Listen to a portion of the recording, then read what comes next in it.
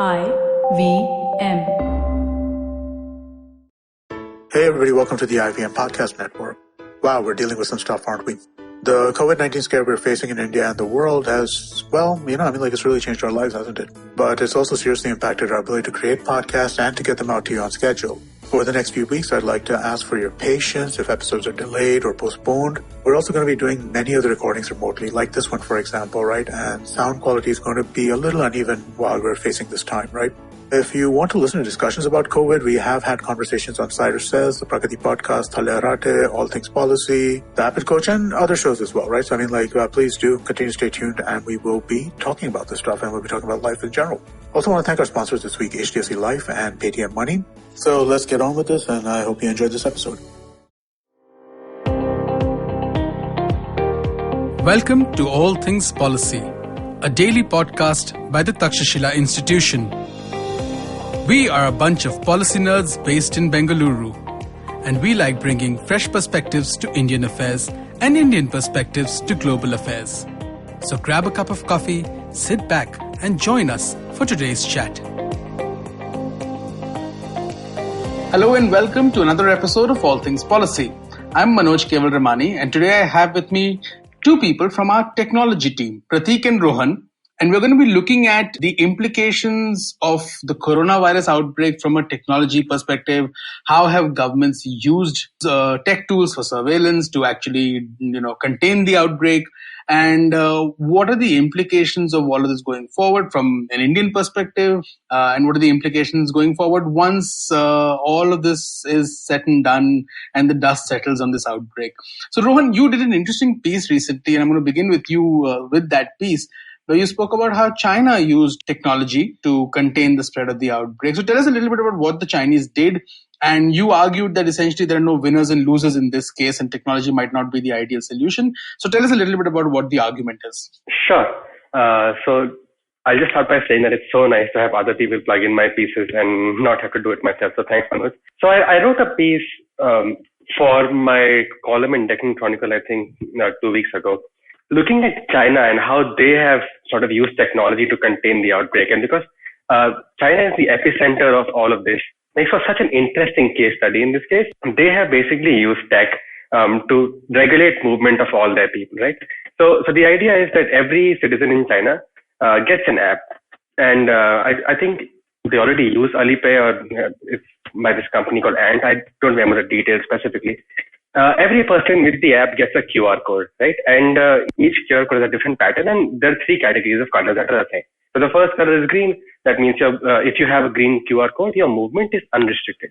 If you have a yellow QR code, you have to be quarantined for at least a week. And if you have a red QR code, it means that you have to be quarantined for at least 2 weeks. So the idea here is that if China can detect people who are at risk and assign them QR codes based on how exposed they might have been, or whether or not they actually have coronavirus, they can make sure that people are isolated away and not infecting other people. But as we see that this sort of case study or experiment busts a huge myth about technology, right? Because we have all these people who keep claiming that technology is just a tool, it's value neutral, and it doesn't decide winners and losers on its own, essentially. But if you just look at, let's say, how this experiment evolved in China, you'll see that technology is not just a tool. It has the power to decide winners and losers. And China essentially did not list out the number of variables that will be used to calculate the color of these QR codes, right? I mean, we can make guesstimations on what kind of variables there would have been. I imagine location would have been one of them. But so people got assigned QR codes, and let's say if I get assigned like a yellow QR code that says that I have to be subject to a 1-week quarantine, that would mean that I'd be surprised, because I don't know how the app got to that particular conclusion. So a lot of people are actually stranded to and left alone in high risk areas and to high risk of exposure, leading to them facing more risk to the infection. So I just think it's a fascinating case study, and there's multiple examples. The New York Times has also cited them, and I just felt like it just debunked the whole myth of that tech is just a tool. So yeah. There's an interesting thought here, right? I mean, the issue is not necessarily with the use of this color coding method or any of that. The issue is essentially with regard to the transparency in terms of government sharing information with people, saying, well, these are the parameters on the basis of which we've decided that you would go. And, in such a scenario, obviously, it'd be very difficult for people to question, well, why parameter X and why not parameter Y or something like that. But at least if you have the information, you can then say, well, okay, now I know why I'm stuck here. And based on that, I know that why others who have similar who are in a similar situation could be stuck. Yeah, so that I think is my main issue with this, because people don't exactly know how these codes are being calculated. There's no transparency in this whole process, right? So it just makes for people don't exactly know what they should be doing to make sure that the codes go back from, let's say, yellow to a green, or from a red to a yellow. So I completely agree with that assessment. Yeah. Yeah, makes sense. Prateek? Yeah, so I think this highlights the whole BFAT model of with algorithms, right? The bias, fairness, accountability, and transparency, right? It brings all those aspects there. Again, the mnemonic is just to help me remember. I'm not advocating body shaming of any sort. But there's an interesting thing on the transparency aspect of it, right? And I was reading a draft paper, so I won't quote the name of the paper, but there was an interesting perspective on transparency, right? And I think there is a general consensus that transparency will help people understand decisions. There was also the point that when you're transparent about transparency, people also, it also gives people ways to game the system, right? So this is more in the context of content moderation. It's not necessarily applicable here, but I think there's an interesting new dimension to look at the transparency thing also, that it's not just the end all that we're all assuming it will be. Whenever algorithmic transparency does come in, it will bring with it its own set of hurdles that we'll have to navigate our way through. Yeah, fair enough. That's true. I mean, particularly the idea that people can then start gaming things much more, so that will create more challenges in itself for a state which is trying to, at this point of time, essentially try to maintain as much order as it can and as much control as it can, given that you need to have people stay indoors or at least monitor people's movement as much as possible. And China is not the only country that's done this, right? There are other countries also, South Korea, Taiwan, and other places in the world where people have states have used something very similar, right, Prateek? Yeah, correct. I think the most interesting example is Israel, right, where it is basically unearthed an operation that they had, or they basically have the ability to geolocate people based on cellular data, and that sort of now come out in the open as they are using it to track people and their movement during this whole outbreak, and I believe they've got permission to do so for at least 1 month. It might extend based on how things happen, right? You mentioned South Korea. I think that's an interesting example as well. Again, similar, where you had to download an app when you were under quarantine that would help people monitor your movement.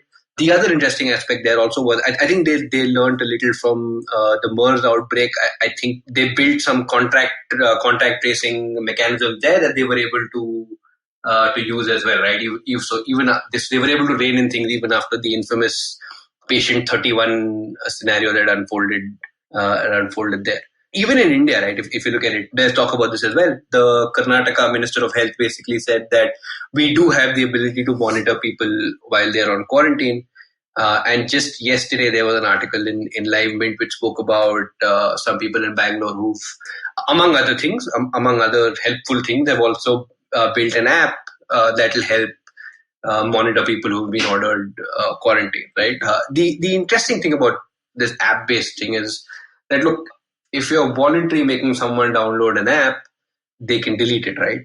How credible is that? Okay, they can leave their phone and go out. So there are issues with that model as well, right? If it's just an app, it opens an interesting cat and mouse in terms of, okay, people are going to do this. Should we be looking for deeper permission, right? Should we be making it something that we can making it in a way that we can track them even if they delete the app? Just stepping into dangerous territory if you account for things like that. So it's these are interesting times, if I can borrow the Chinese proverb, and we have to live through a bunch of interesting things. Yeah, there's an interesting sort of way of how different countries have been doing it. And I was reading up about, so in Hong Kong, and sort of personal knowledge of this, given that my father has been itching to go back to Hong Kong for the last couple of weeks.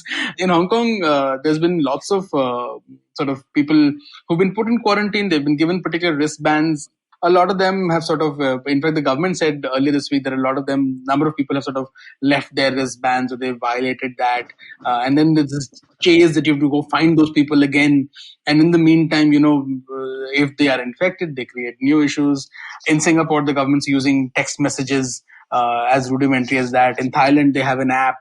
So lots of different countries have come up with very different methods. I mean, comparison, say, in places like the US and all, there's still, and I'm sure this must be the case across large parts of the West, where there is issues about, well, you can do all this, but, what about privacy? What about those sorts of issues?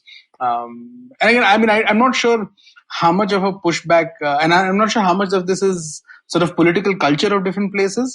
So India and East Asia and the West, if you can take the West as one monolith, how much of this is also just about political culture where people might be okay with an authority figure telling them do this, as opposed to being really troubled with an authority figure saying stay at home.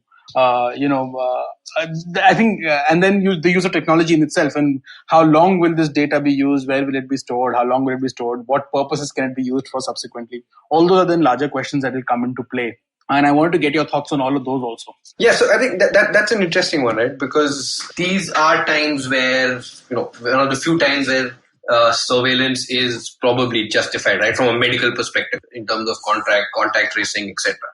You do need to know where people are going to keep, so that you have a handle on the spread of the disease, right? Of the virus. But the privacy angle is interesting because there have been some voices that are starting to crop up now that look, the systems we build now are going to be used, right? Once we build this functionality, it is going to be used. There's a very interesting example from Mexico, and this was in the early days, right, where they basically, Uber in Mexico basically suspended 200 accounts on the suspicion that they may have been exposed to the coronavirus. Now, if you look at it, and I think this happened over a period of a couple of days, not very long. So if you look at the kind of coordination that's required between the state and a private company to do something like that, to have that turned around in a couple of days is actually pretty phenomenal, right? Once this thing can be built, right? These systems are built and put in place. They can be potentially used for a lot of other things. Now is a tricky time to be asking these questions, but someone has to ask them. Someone has to ensure that the system that we're building now can only be used in these sort of scenarios, right? It's not something that can be used at any point in time.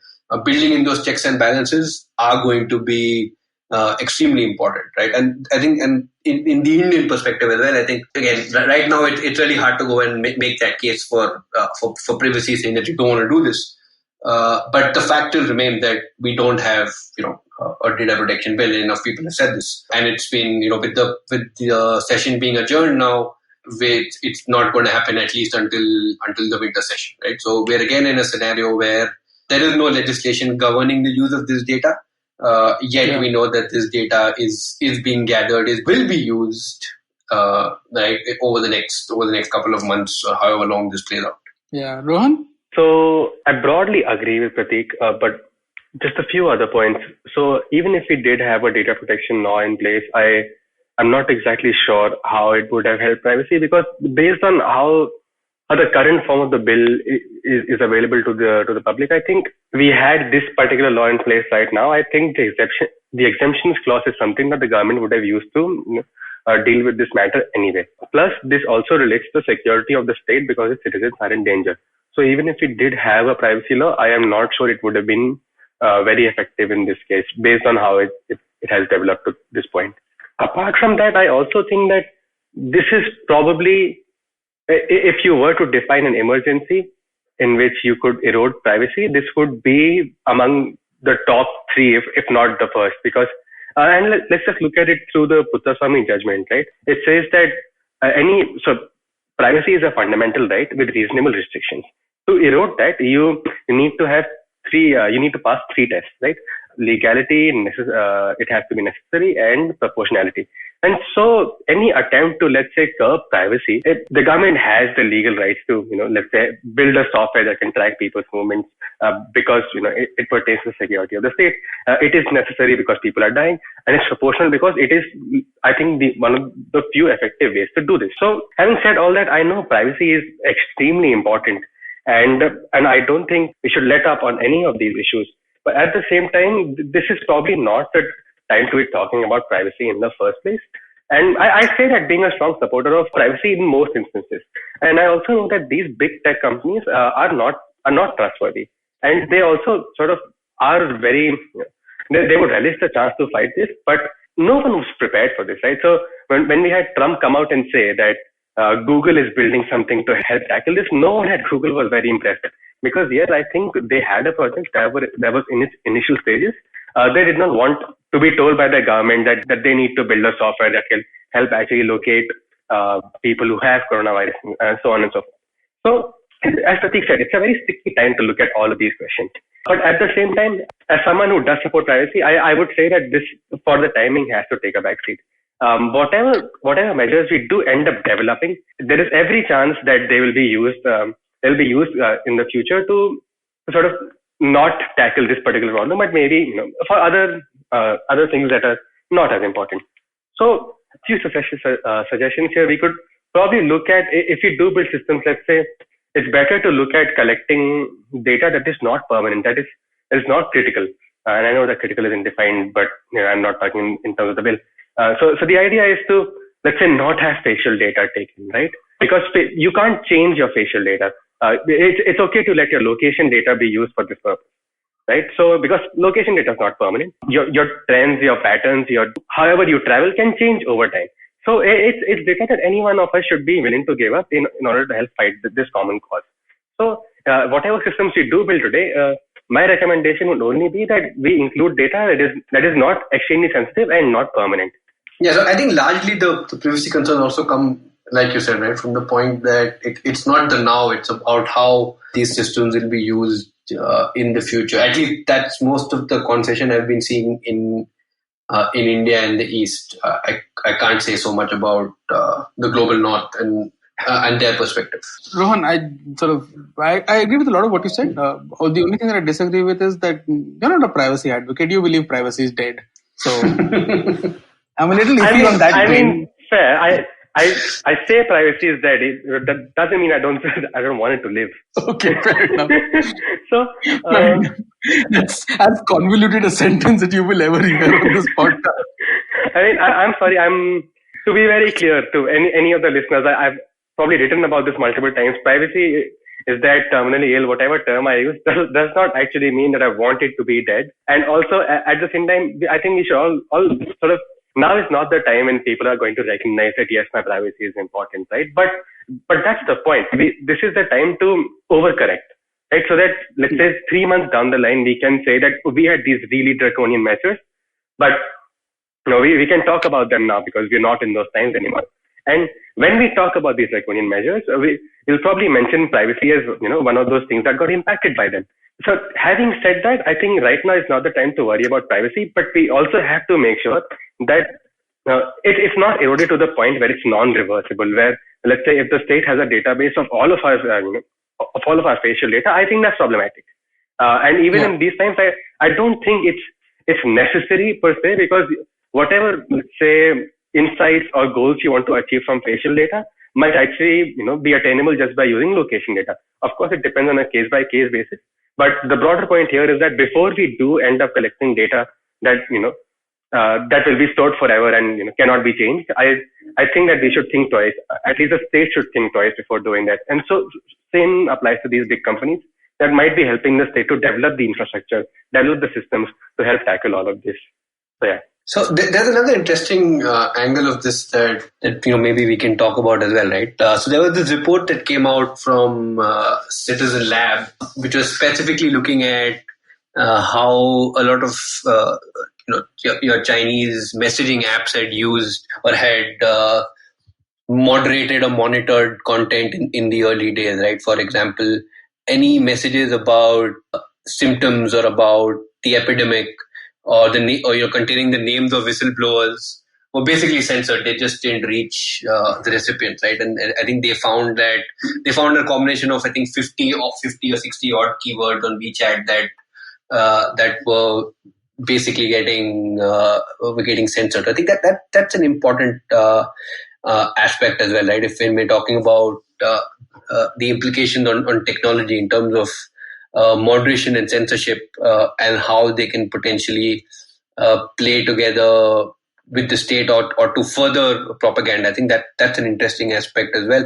It sort of also ties in with the Uber example. Again, that's, you can argue it was necessary, but again, it's going back to building these systems out that can be used later as well. Like, what do you guys think about that? I want to build on that actually, because now is just the perfect time to be talking about misinformation as well.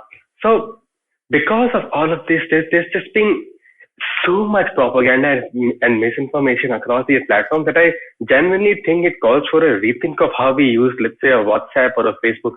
Because I've heard so much stuff from so many different people, including so some of the key highlights of my misinformation diet are that this is a bioweapon developed by China. Also, Baba Ramdev has a cure for this. It's 5 herbs being mixed and taken with hot water. And also, so one of the professors, I don't remember the name of the center, but in the US, one of the professors actually came up with a mathematical model to talk about how the impact of coronavirus in India is going to scale. And I had people in my family group saying that this guy is not a doctor. So I went and checked, and then we had this conversation on, I told them, yes, he's not a doctor, he's a PhD, and what he's developed is a mathematical model. So we had all this genuine information being politicized. We have all this fake news flying, which is essentially propaganda. I don't know, either by Baba Ramdev or I'm not sure who. But all of this brings me to the core point that this is the best possible time to make the assessment that maybe WhatsApp is not where we should be getting our news regarding coronavirus, or for that matter, about anything. Like, I know that the WHO is now on WhatsApp, the Indian government is now on WhatsApp, but we should really not be using this as a medium to get our information, simply because it's dangerous and people will die. So if there is anything that I do think that we as a people need to learn from this virus is that maybe the BBC is more credible, maybe the Center for Disease Control is more credible, maybe our government is more credible, but just don't trust anything that you see on WhatsApp. So it's interesting. So in fact, it's good that you bring that up, because it's also been fascinating to see how the likes of Twitter, Facebook, Instagram, YouTube are trying to sort of band together to fight misinformation and information disorder on their platform, right? You'll typically see on the top of your timeline, they have things like, this is where you should go for COVID-19 information, right? Twitter has gone to the extent of expanding their definition of harm, right? They've broadened that to see. Now again, how these play out are interesting, because again, there was a tweet from a very famous Indian actor that was up for a couple of hours yesterday until he took it down, talking about how ringing bells may kill the virus or something like that, right? So it's still a problem, but it's also interesting to see their reaction in terms of how they're trying to come together and combat it. These are, of course, difficult times as well, because they've had to switch to largely algorithmic moderation, right? And we know that despite what they claim in their press releases, we know that is problematic. They're typically used just for flagging, and then you have a human who takes the final decision, right? But taking the human out of the loop is going to be an interesting time for them as well. I'm just, as a former journalist, I've just come to the point where it brings a smile to my face when somebody says, perhaps the BBC is more credible than WhatsApp. But, all right. Okay, so all those sort of very important points, and I agree. I mean, the sort of misinformation, the level of misinformation, and it takes me back to, in January when things were really bad in China. There were all these crazy things being shared on WhatsApp and social media about how so many people are being ill-treated and people are falling on the floor while standing because they are unwell. All the sorts of nonsense about how this draconian society is hiding such a horrendous illness which is essentially like one of those movies. And a lot of that now that, the world is dealing with the illness. Yes, it is a horrendous illness. It's creating a lot of havoc. It's taking a lot of lives, but it's not what was being shared. What was being shared also reveals lots with regards to our own internal biases, whether it's with regards to believing certain quack solutions, whether it is with regards to believing that certain set of people are in some ways lesser human, and therefore they will, those governments will treat their citizens horribly because they're sort of dispensable. Some of these things are about our internal biases also. And other WhatsApp and all, where you get all this nonsense, it can end up amplifying those biases even further. And once those things are set, it's really difficult to push back and say, things like, can you not go down? Can you not walk out? Can you not do those things? Can you practice social distancing? It becomes very difficult to then argue scientifically because that frame is set.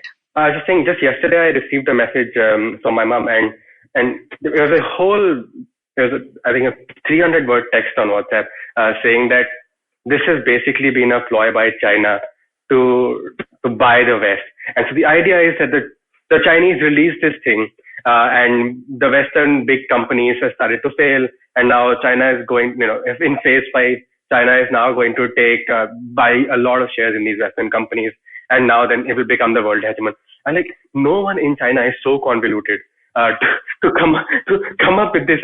And so thankfully my mom has this thing now where every time she sees something that she thinks is misinformation, she forwards that to me and asking, is this true? And I just Google it and it turns out it's not. So I think that's a very effective strategy for most people who are using WhatsApp as a source of information. Just start Googling things that you read there. I think you'd be surprised to find out how many. Or just message Rohan. Or that, yes. Yeah, but that's interesting. That's the one that I also spent last night half an hour talking to my father about. So yeah, that's the new one. Yeah. No, but the interesting takeaway there, right, and to go in a slightly optimistic direction, is that this has also helped people become more aware of the kind of misinformation, disinformation you see out there. I've seen that aspect coming out as well, right? One interesting example of this was on Twitter. I think I forget what exactly the tweet was, but Donald Trump shared something, so it is obviously not likely to be true. There was a fact check by a professor with a relatively meager Twitter following, but even then, the retweet ratio between the two was just 2.5x, right? Which I think is yes, the negative part is that the misinformation was shared more. Yeah. But the fact that it was, the fact check was shared from a relatively unknown account, got as viral as it did, is a positive in the sense that people are beginning to realize the importance of fact checks and sharing them more, intervening in when misinformation is being spread. I think that we're seeing that aspect coming out as well, and that's not such a bad thing in the longer run. Yeah, just on that note, I have a column on this. It's in Tech and Chronicle, so I know that some of the listeners probably would be expecting this, but I'm just going to leave this plug here. Yeah, I mean, Rohan had to leave good enough, not the way it was, given that I had plugged his column. He had to plug a column.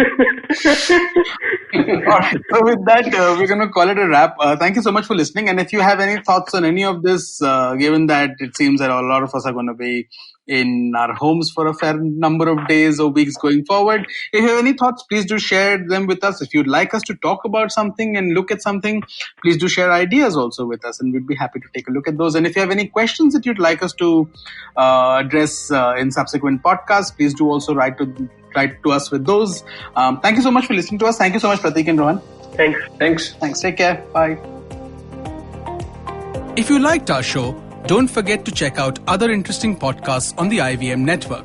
You can tune into them on the IVM Podcast app, ivmpodcast.com, or wherever you listen to your podcasts. You can also follow IVM on social media. The handle is @IVM Podcasts on Twitter, Facebook, and Instagram.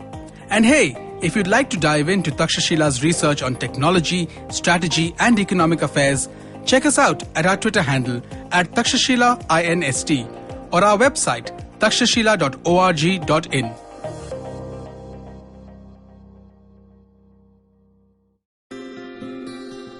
Welcome to Peak Planet, a new podcast where we delve into the fallouts of the growth path that we, and indeed much of the world, has chosen. Sustainable growth is the buzzword. Until we nail that down, we need to ensure that we keep our population healthy and also have the resources for our increasingly urban lifestyles. I'm Karthik Ganesan, a researcher at the Council on Energy, Environment and Water, a Delhi-based policy research institute where for almost a decade we've been trying to explain and change the use, reuse and misuse of our resources. In the first season of Peak Planet, we take up air pollution, public enemy number one and an invisible one at that. Increasingly, the most important risk factor for adverse health outcomes, air pollution has become the most unwanted byproduct for an aggressively growing economy. Over 4 episodes, we find out how prepared our systems are to deal with this crisis. You can catch the entire first season of Peak Planet out now on the IVM Podcasts app or website, or wherever you get your podcast from. Janice, what do you think couples did before TV was invented? I don't know, go for walks on the beach, long drives, fancy dinners, have more sex maybe? But what did we do when we decided to move in together? We debated between the Chromecast and the Fire Stick.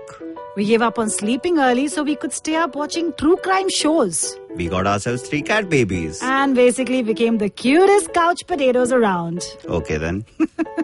In case you guys still haven't got it, we are a TV crazy, Netflix loving, binge watching Mr. and Mrs. I'm Anirudh Guha. I'm Janice Iquera. And if like us you snort TV for breakfast, lunch and dinner, this is the podcast for you. Tune in every Thursday on the IVM Podcast app or wherever it is that you get your podcast from. This is Mr. and Mrs. Binge Watch.